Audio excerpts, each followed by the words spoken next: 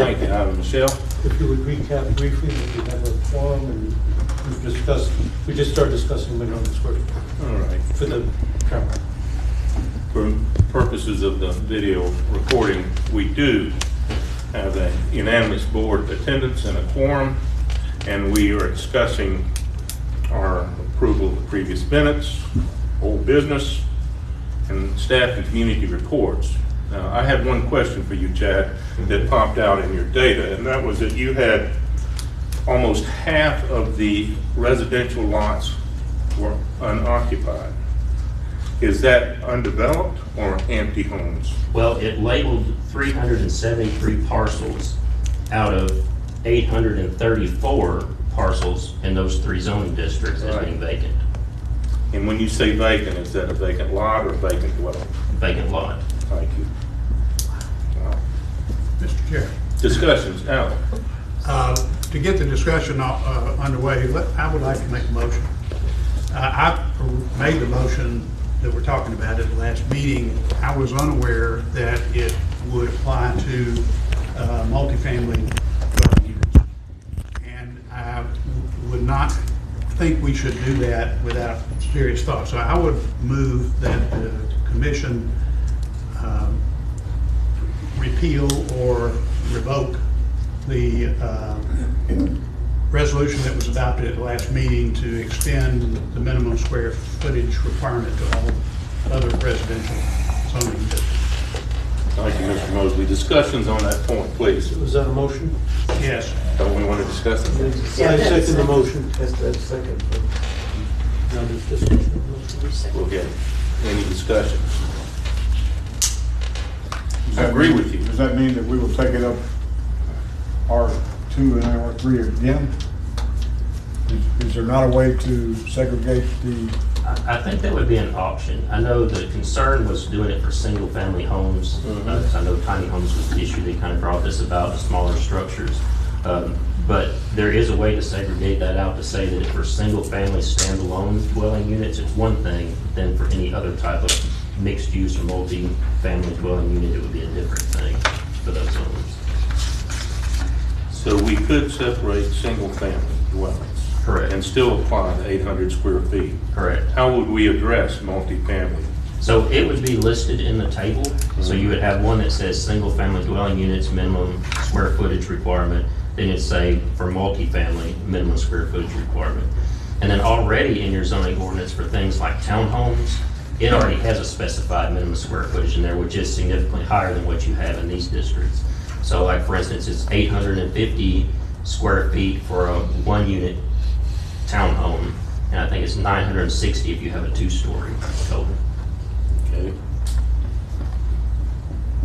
What do we wish to do with the motion based on that discussion? Mr. Chairman, can you have discussion from the Yes, floor? we can. Go right ahead. James Oliver, I'm a Mount Eagle resident. Last year I came in here and asked for rezoning of some property I have over here on Wells Street, and it was rezoned from industrial to R3. And I've based a lot of time and money on building a development over there based on those parameters of R3 and 600 square feet. So if you're going to pass this ordinance, I'd like to have an exception for my property just to be out of that. Because we've developed this whole plan based on 600 square feet and up. And now you're trying to apply 800 square feet to all 3 residential levels.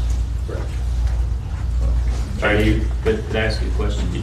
The Yeah. plans you're talking about, have you received any approvals from the planning commission for your development, or is it just all? Yeah, we got, on May 17th of 2022, Okay. the planning commission passed the approval, changing it from I1 to R3.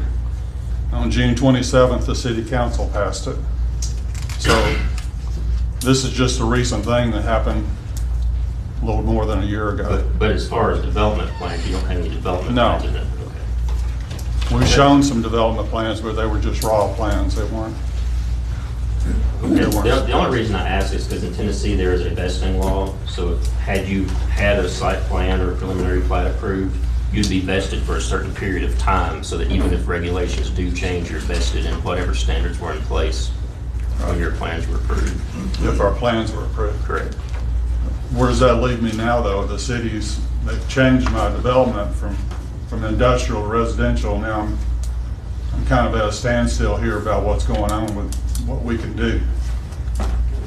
Also, I'd like to say that I don't think changing the square footage up to 800 square feet is fair for low-income people, first-time buyers, and for tiny home development.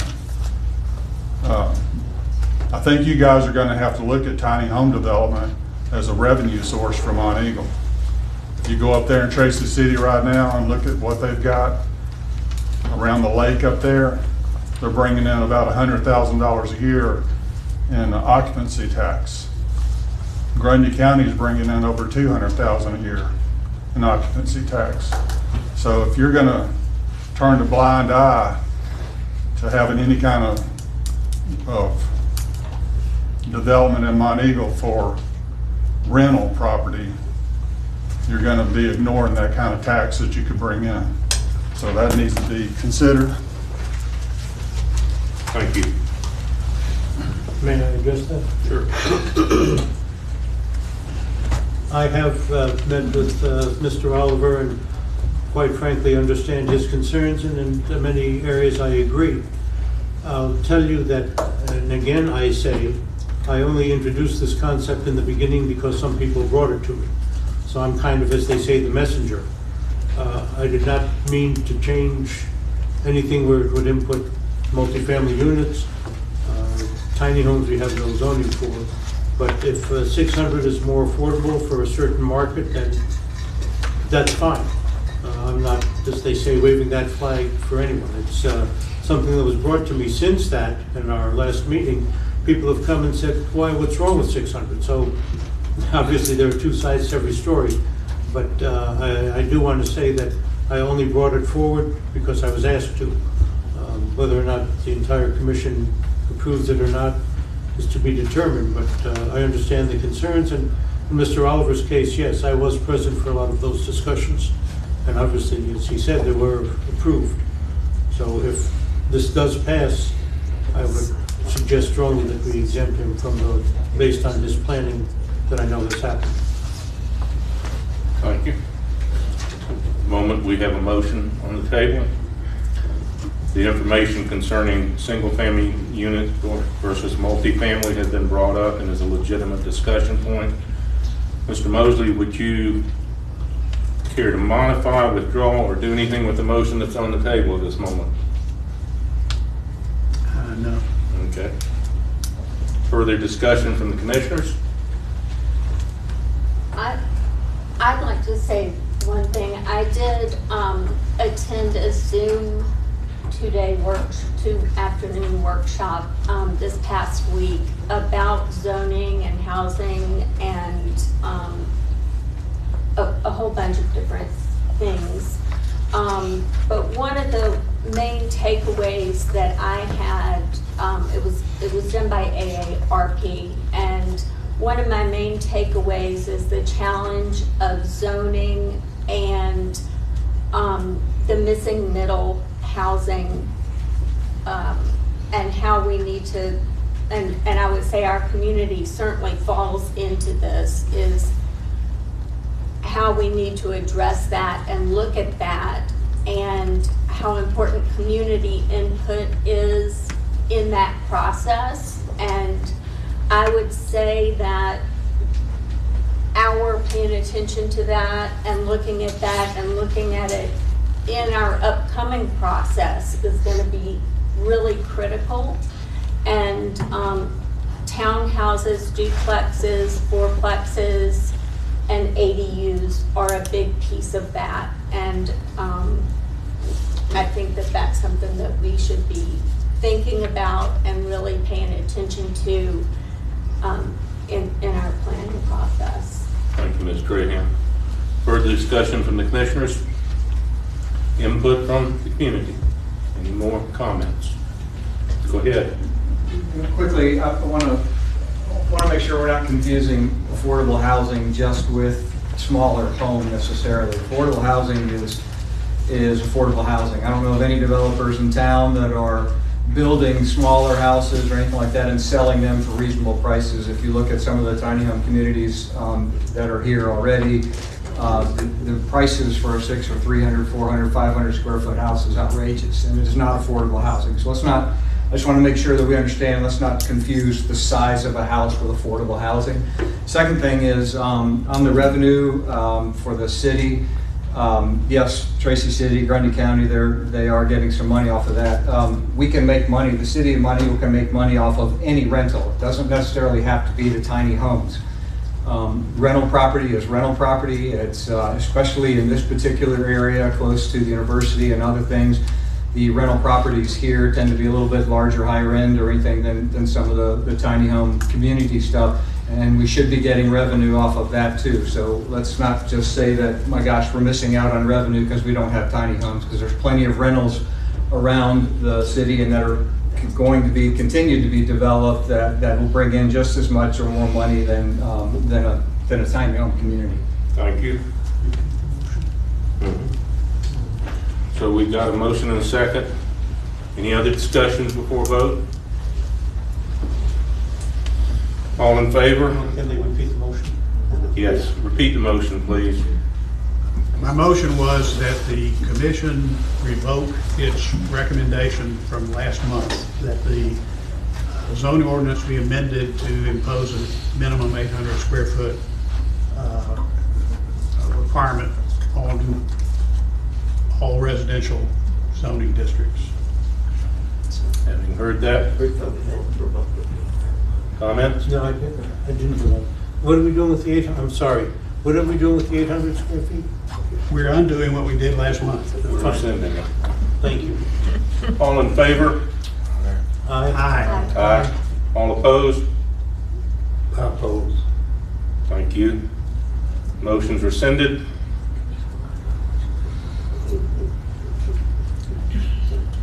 Do we want to continue to address this issue? I think we need to look at, Chad, if you could help us draw up something to how to address the town hall, Yeah. so we can talk about that. Right, well, like what I had read to you, I think that's a snapshot. That was all three districts combined. What we can do is go back and do it per district to give you an idea of what your minimum maximums are and what your average size would be. And that would help guide you better in what, to set something that's a standard based on what's already developing here or has been developed here for your minimum size. And then if you want to tackle, condos and apartments separately, you can do that as well. Chad, will we be ready to discuss this next month? We can be. Let's do that. Let's put it on the agenda for next month. Bring it back up. Ms. Belcher? Going with what Katie said earlier, could we not have community input on this? Because we really don't have duplexes or triplexes or any of that, which would be affordable housing. Join us next month, and we will discuss it. And Chad, did you say there's a developer that's looking at some duplexes off Moffett or something? We met with him prior to this meeting tonight. The original proposal they submitted for townhomes. Jonathan reviewed the townhome development. It did not meet some of your minimum requirements for setbacks and for street widths and requirements because it was too small of a piece of property. What I had recommended to them to get the same type of development they want was to do it as a condominium development. So you're selling the units, not the property. So that did away with the need for public streets, the division of internal lot lines, setback requirements, distance between buildings. They can still get a similar product just without selling a lot with it. So they're going to go back and redesign that. They said they hope to submit plans by the end of this month to be on your December agenda. Thank you, Chad. So the interest is there. for Yes. someone to do that. Now home sizes for what they were proposing, since we're talking about sizes, all I have is what they had originally given us, and we marked it up quite a bit, but just, they're gonna be similar around for the single-story townhomes, they were looking at around 1,140 square feet, but they're taking that out of the new development. For the two-story townhomes, they were looking at around 1,200 square feet. Comments? I have a question, please. When you mentioned the average number earlier, Average and median are two different things. Do you have a median square footage? We can run those numbers. What we didn't have time to do before this meeting tonight, we pulled every single parcel from those zoning districts and eliminated everything that wasn't single-family residential. So we have to export it from our mapping database and put it into Excel so we can start running those calculations. But we can do that too to determine what the median is as well. Sometimes that's more meaningful It can be. than an average. Well, that's why I said, especially when you get the high end, the high end was 9,800 square feet, and the low end was, what did I say, 300 and something, or is a very small number, and those can really skew it when maybe the majority is somewhere between, 600 and 1,100 square feet. Thank you.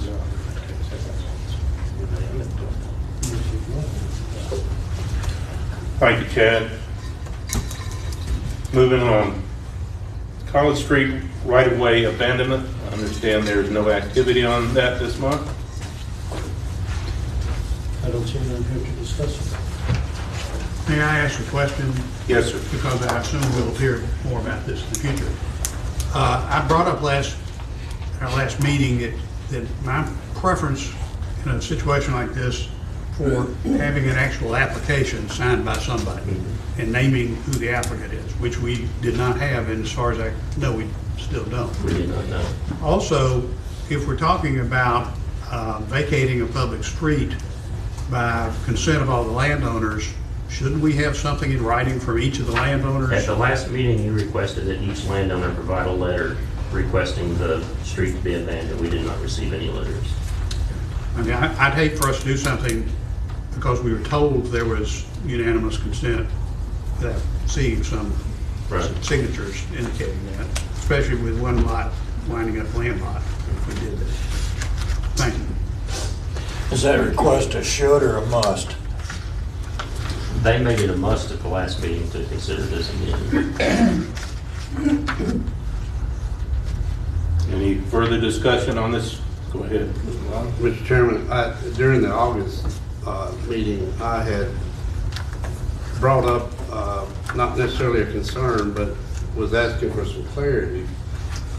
It appeared to me that we had approved a separate site plan, which was the Hideaway site plan, that offered a utility and access easement that joined Mr. Lay's property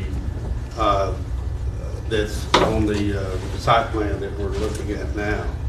The question I have was, is there a concern if we move forward with this road abandonment and changing that site plan, would it be an overlap with a highway?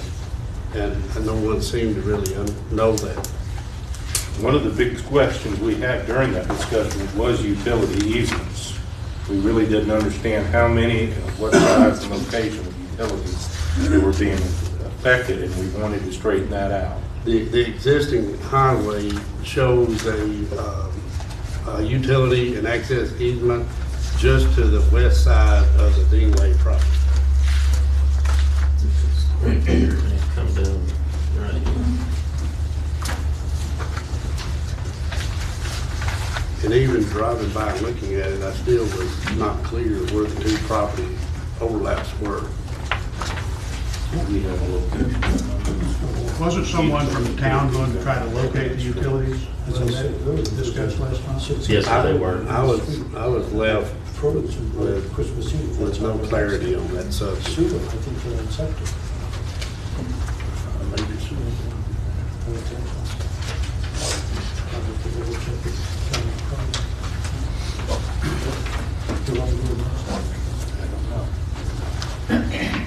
Mr. Ross, to answer your question, I looked at the highway plan just now for that utility easement you're talking about. Best I can tell, when you look at this part that's in your packet of what the proposed, or what the current proposed layout could look like, it looks to me like that utility easement would probably fall along this line, which would be on the eastern side of the Harton piece right here. Well, I want to bring that up because I know there's going to be additional discussions regarding the highway. We just don't want to overlap, approve something and then have to back up and do it again. Aren't they on?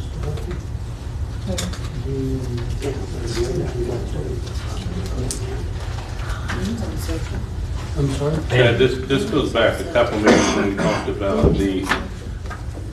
talked about the right of people developing over our utility easements, and we had no documentation that placed the repairs were on top of that in the owner's hands. Mr. Mayor, you have an update on that? Well, other than my input, the Christmas Eve freeze, there's a 6-inch water line in College Street, and that froze and broke, and we repaired it. So I know there's a 6-inch water line in the street. The corner piece, which is the monument office or Dean Lay's parcel, or however it's identified, on the corner is on septic. And I'm not sure yet as to location of any sewer system that would be attached to or part of Hideaway. Because Hideaway had its own step system, gravity feed, et cetera, that the engineers worked out. So I don't think College Street would impact any sewage. They may need septic tanks, because I'm not sure we could run a sewer line there. Mayor, I might be able to help you a little bit with this. Yes, sir. First of all, I'm not sure, Mr. Lester has not mentioned whether he sold the commercial lot. I know he talked to Dean Lay about selling the commercial lot that the Hart family owns, that we had a flag, that we're creating a flag to keep it a legal lot. College Street doesn't come all the way to it.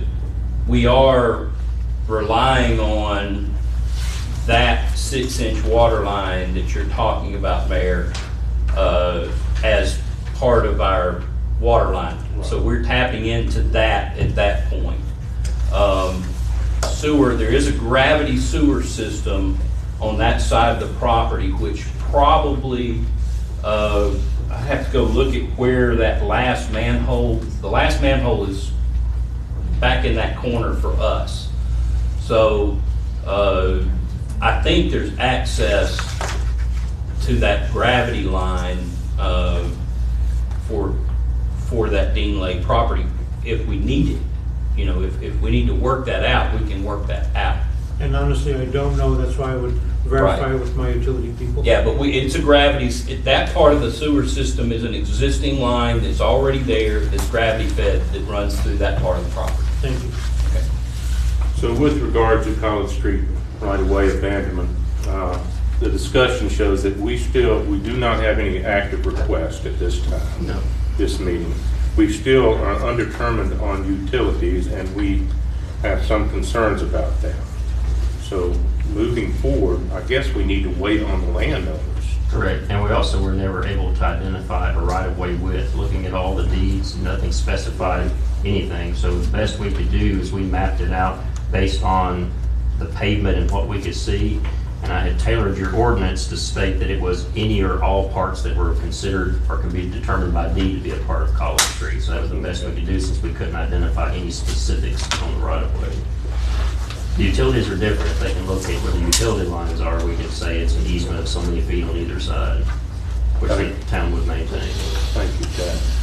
Commissioners, any more discussion or comments on this issue? Public comments on the issues? Let's move it on. Wait for them to move. Do you wish to leave this tabled, or do you want to remove it from the agenda until we have further correspondence from the property owners? I would request we remove it from the agenda until we have further activity by the landowners. Okay, so I think we might need an action motion on that.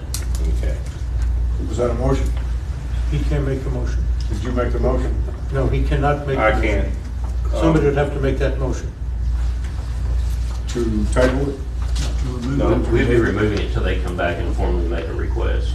I'd like to make a motion to remove it. Second. From consideration. Second. All in favor? Aye. All opposed? Thank you. Any old business we need to bring up that's not listed on the agenda? Then we'll move on to new business. We have in front of us a request for rezoning on parcels from the Mount Eagle Sunday School Assembly. I think there was a application for amendment put in front of you, commissioners, identifying that. I'll open that up for discussion.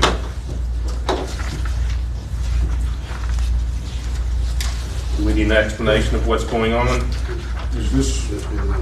Scott, is this property presently owned by the Assembly? Yes, Scott Parrish, speaking on behalf of the Assembly, and all the property in question here is owned by the Monteagle Sunday School Assembly. It has been acquired over the past 14 years in small bits and parcels.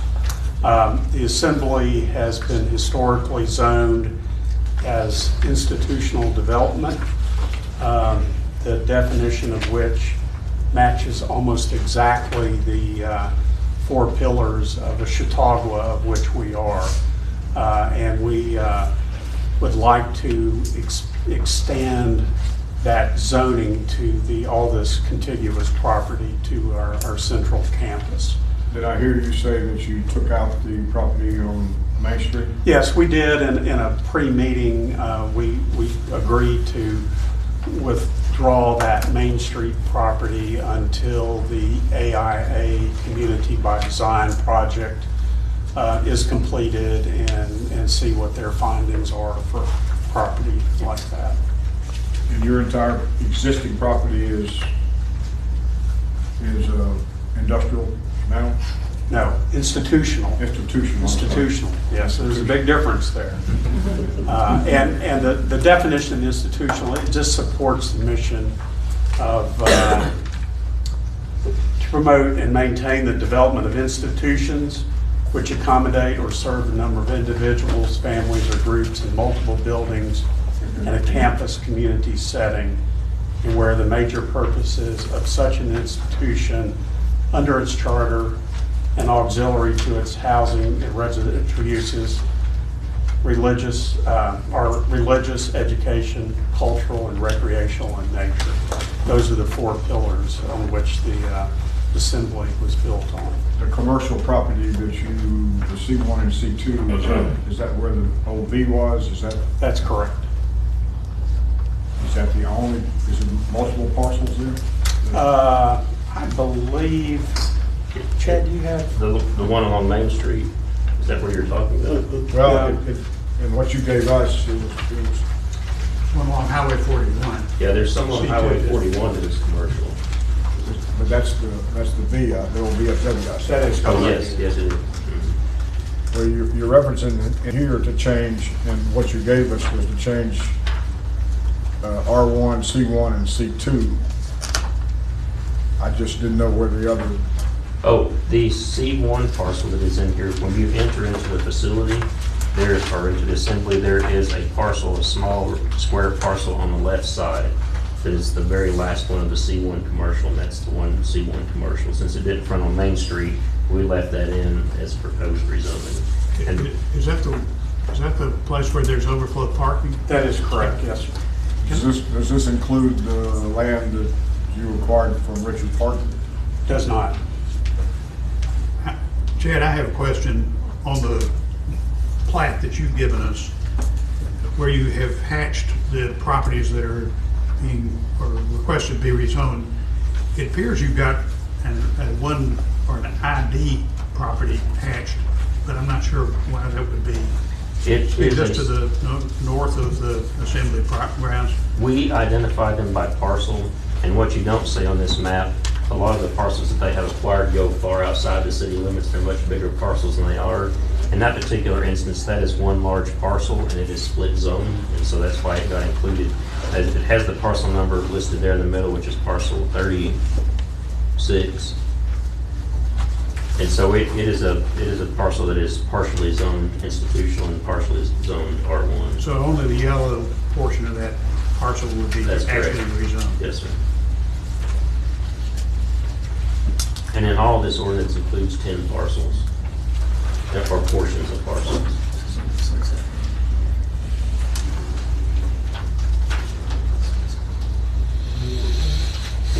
Chad, it looks like there's some things in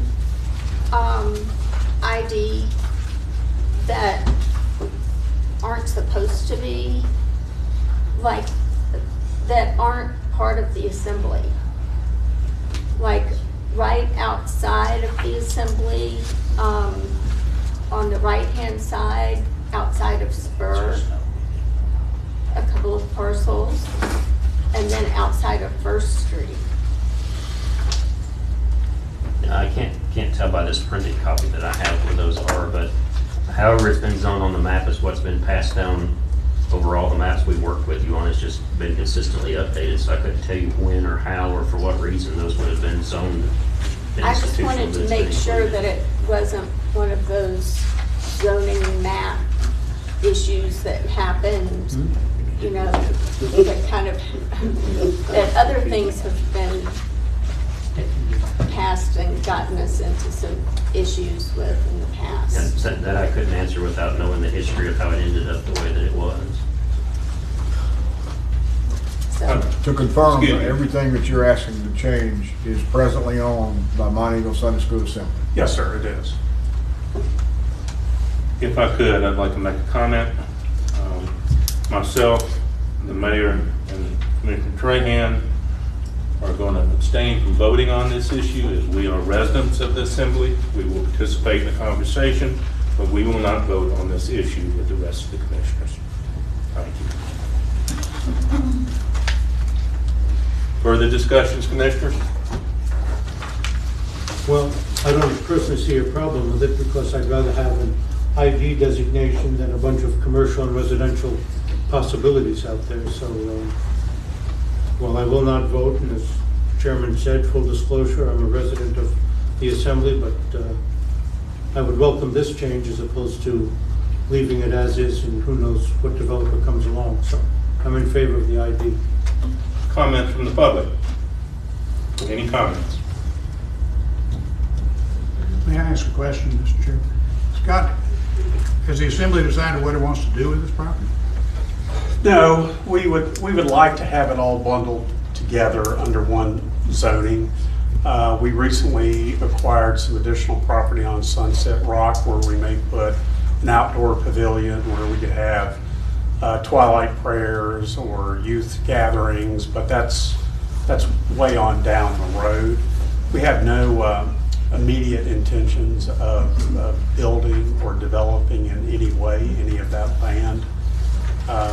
It was primarily acquired to be a buffer to our central campus, but we just would like to have it all kind of tidied up a little bit. And might, depending upon the AIA study, we might come back and request that the C1 property in the corridor be rezoned. But we want to respect the process of that the town's about to go through, which we wholeheartedly support campus planning or master planning. So. Thank you, Scott. Further discussions or comments? Motion to vote? Could I ask one quick clarity? Sure. The lot on Main Street, did I understand that you were withdrawing that from this rezoning classification? Yes, sir. That is correct. On the addendum to the application, we do have marked in red that we are not going to, we're going to wait until the master plan is completed. And that would be the old car wash property and the Parton property over on that side, the old Parton property, the big parcel of undeveloped land. So for this purpose, that would remain in C2 after this vote regardless? They leave the door open to come back, but out of regard for this meeting we're having, they're going to leave it as is until. Further comments? Further discussions? Motion to vote. Is there a motion? Excuse me. A vote. Ready? What are we voting on? I haven't heard a motion. Go ahead. Would someone please make the motion for the zoning amendment? I'll make a motion to change the current zoning on the property presently owned by Mount Eagle Sunday School Assembly in R1, C1, and C2 to ID. Thank you. Second. I'll second that. Thank you. All in favor? So Scott, vote. Yes, sir. do you mean just the tracks that are shown on the plat? Yes, yes, Not the yes, yes, yes. commercial tracks along the? Yes. Main Street and so forth. on the application. There are 10 tracks identified that we would like to have rezoned. Second? Second. All in favor? Aye. All opposed? Passes unanimously. Thank you, Mr. Barrett. Thank you, Mr. Chair. Moving on, we got subdivision regulations update. Tad, you want to speak to that? Ms. Trahan requested a previous meeting.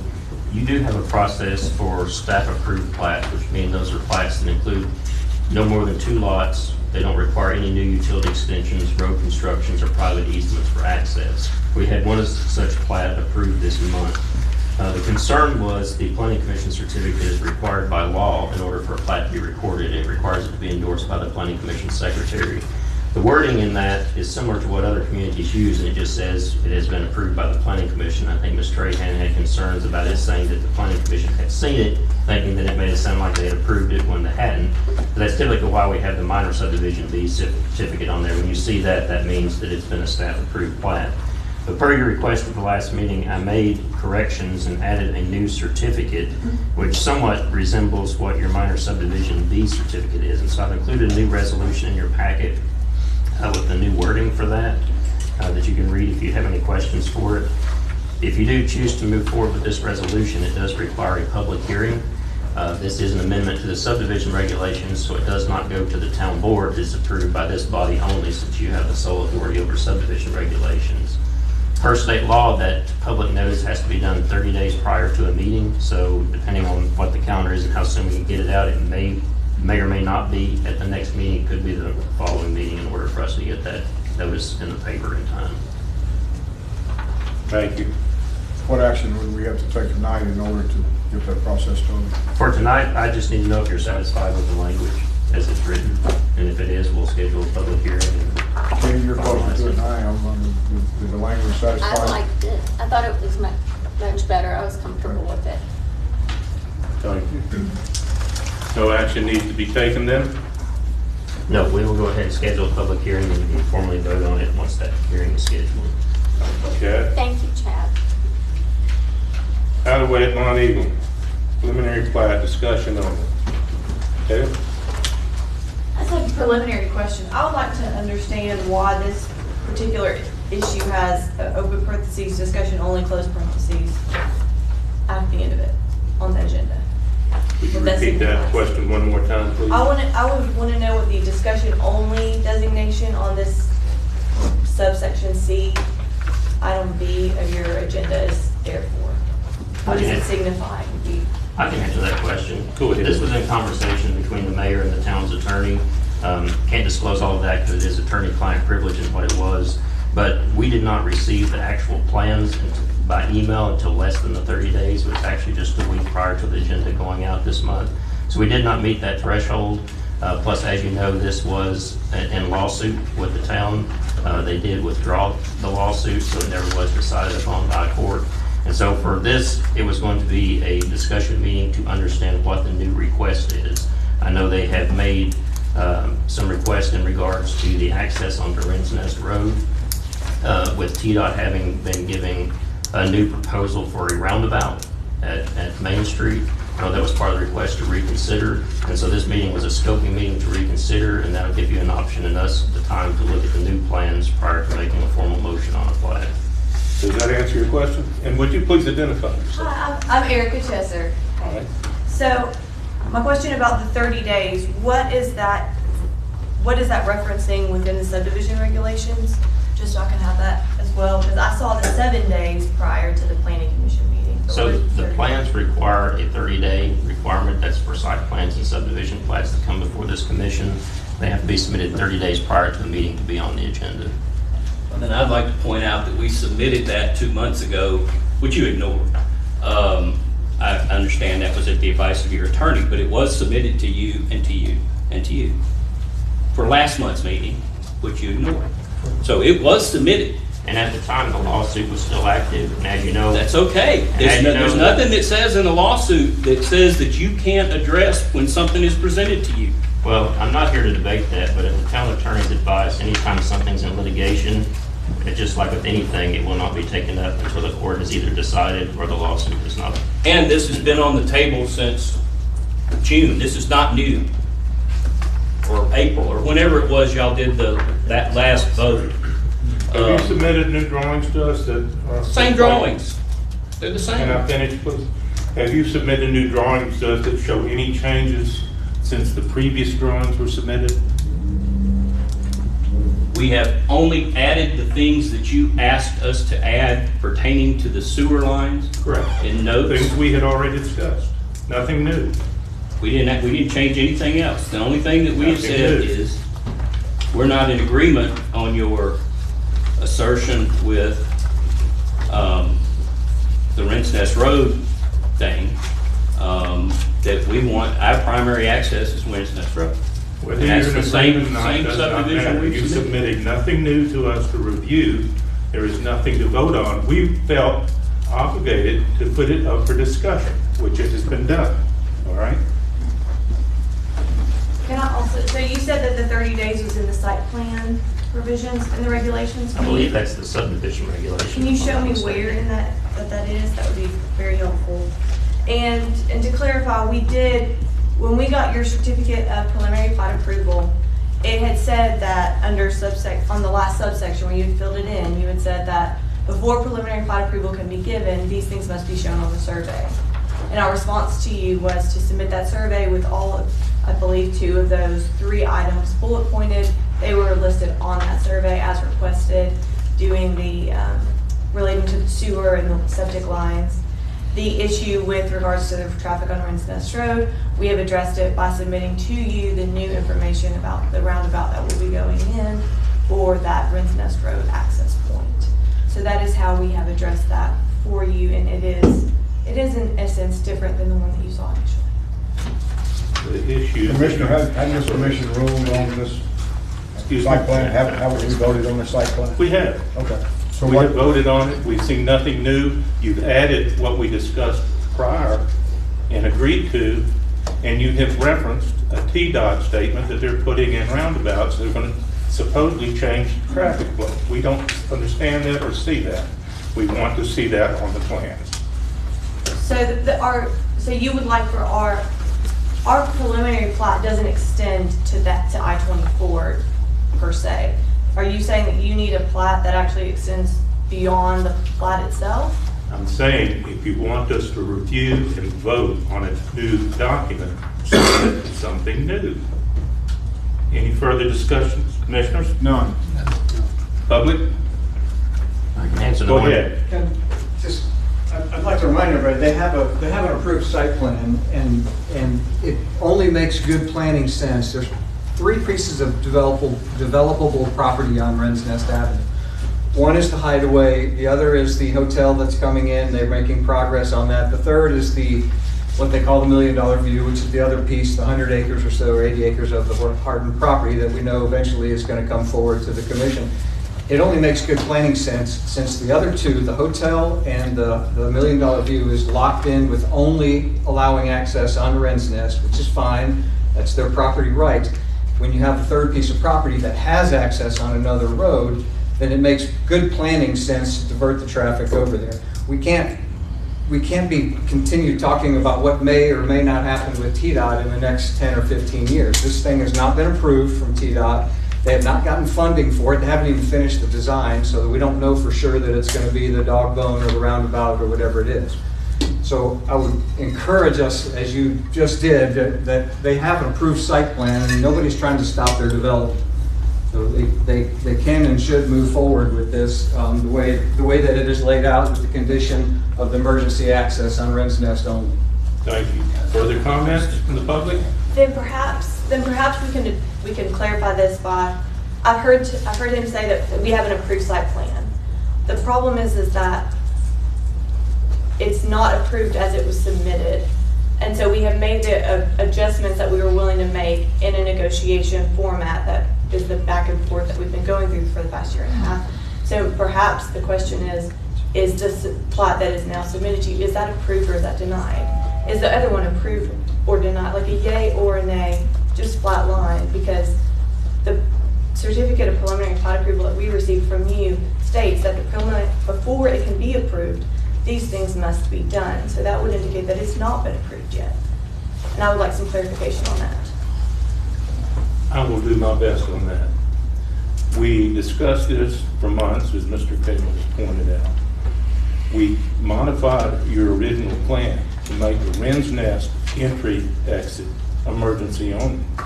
We discussed verbally and agreed to the modifications on sewer that were discussed and others. You did document that. You did not present another plan to us that shows any other changes other than what we had already agreed on. You have an agreed to site plan. The fact that you don't like it does not bother us, okay? I guess I'm not understanding. The form says that before preliminary plat approval can be given, these changes must be made. So does that mean that a preliminary plat approval has not been given, that it has been denied, or that it's not been given? Where are we on this with that section of your certificate? Mr. Reeves, any clarification of that other than what I've said? Well, I was not present for your meeting, so I can't go other than what your ordinance says. And so I put in your packet what the minutes, the official minutes actually stated for how that motion was done. And it appeared to me that, let me just find it because I don't want to state anything out of what this says.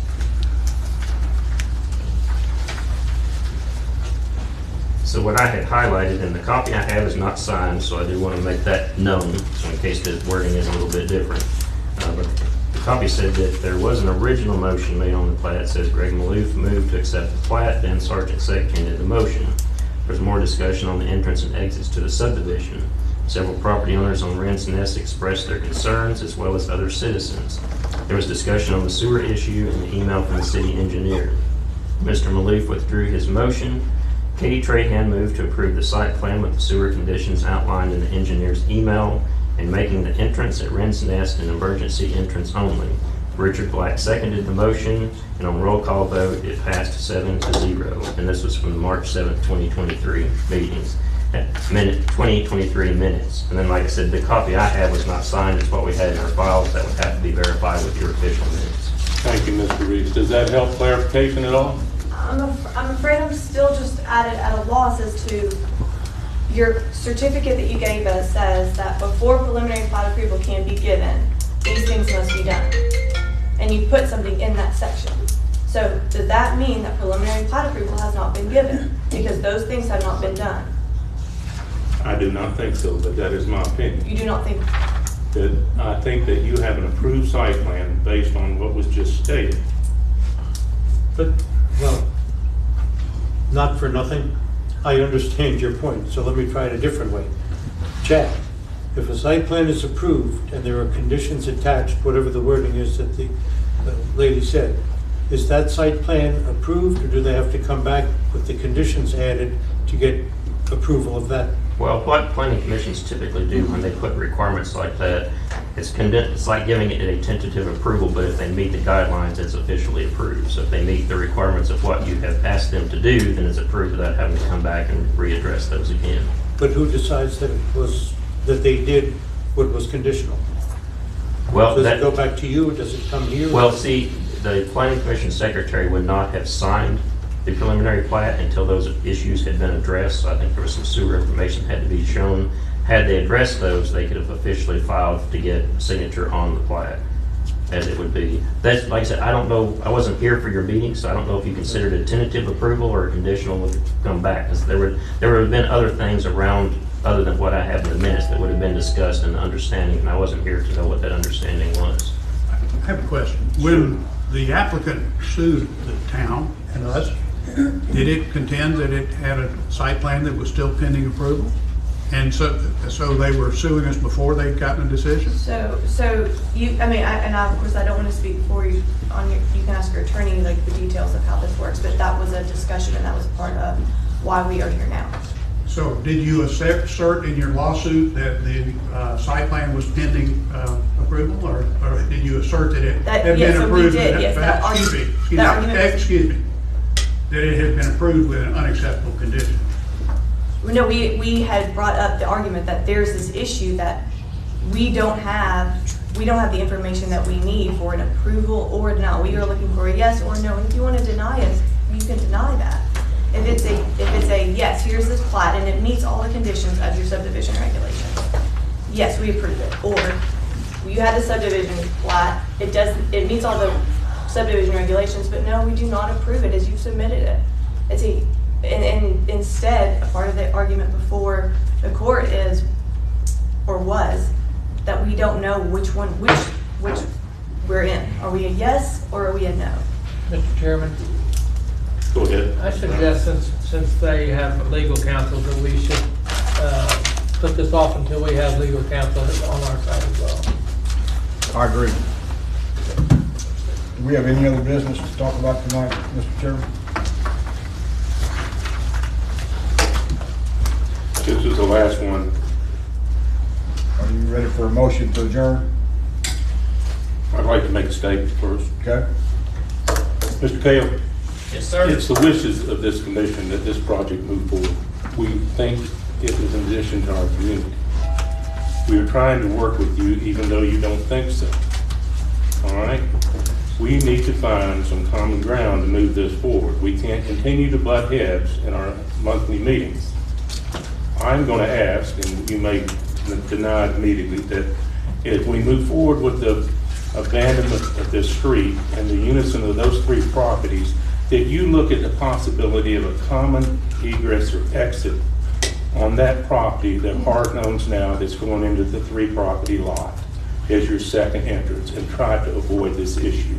I know there's some topographical issues with that, but I don't think it's unsurmountable, and I'm just going to ask you if you will take a good hard look at the feasibility of that. I will tell you, we have. The point is, we don't own the frontage. We don't own access to Main Street on that piece of property, period. There is We no. have agreed that those three properties could be joined, and the TDOT has stated that they are willing to give a single point of entry and access to service those and possibly Hideaway. Just like you bring it up as part of Hideaway's approval, it's in the future. Could be 2025 before they even let this project. I don't want to have to wait with you till then to approve it based on the conditions that the traffic flow are going to change because of the roundabout on Lance Nest Road. I would appreciate a review of it if you would, please. Now, Any I'd further like to make a business, sir? Motion to adjourn. Do I have a second? I second that. All in favor? Aye. All opposed? Thank you.